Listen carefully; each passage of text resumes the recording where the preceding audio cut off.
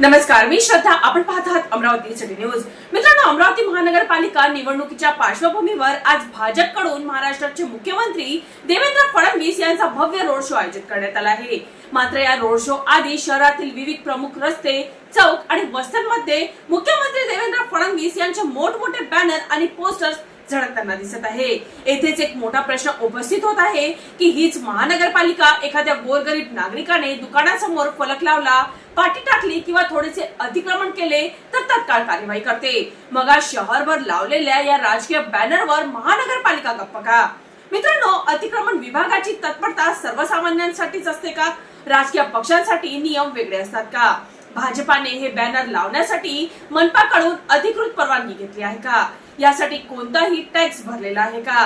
की मुख्यमंत्री पदाच्या दबावाखाली सर्व नियम गुंडाळून ठेवण्यात आले आहे? मित्रांनो, हे प्रश्न आता केवळ अमरावती पुरते मर्यादित न राहता संपूर्ण महाराष्ट्रात चर्चेचा विषय ठरत आहे. समान कायदा सर्वांसाठी अशी भाषा करणाऱ्या सत्ताधाऱ्यांकडूनच नियमांची पायमल्ली होत असल्याचा आरोप नागरिकांमधून केला जात आहे. मुख्यमंत्री साहेब, सत्ता येते जाते पण नियम सर्वांसाठी समान असावेत अशी अपेक्षा व्यक्त करत नागरिक विचारत आहे की अमरावतीत एवढे दबाव तंत्र का चालते? मित्रांनो, मनपा प्रशासन कोणाच्या इशाऱ्यावर काम करत आहे? निवडणुकीच्या तोंडावर अशा प्रकारे नियमांकडे डोळेझाक होत असेल तर येत्या काळात लोकशाही व्यवस्थेवरच प्रश्नचिन्ह निर्माण होईल अशी तीव्र भावना अमरावतीकरांमधून व्यक्त होत आहे. त्या मित्रांनो, आपल्याला या संपूर्ण प्रकरणावर काय वाटते? आपल्या प्रतिक्रिया कमेंट बॉक्स मध्ये कमेंट करून नक्की कळवा.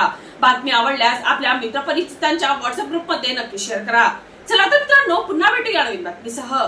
तोपर्यंत पाहत रहा अमरावती सिटी न्यूज.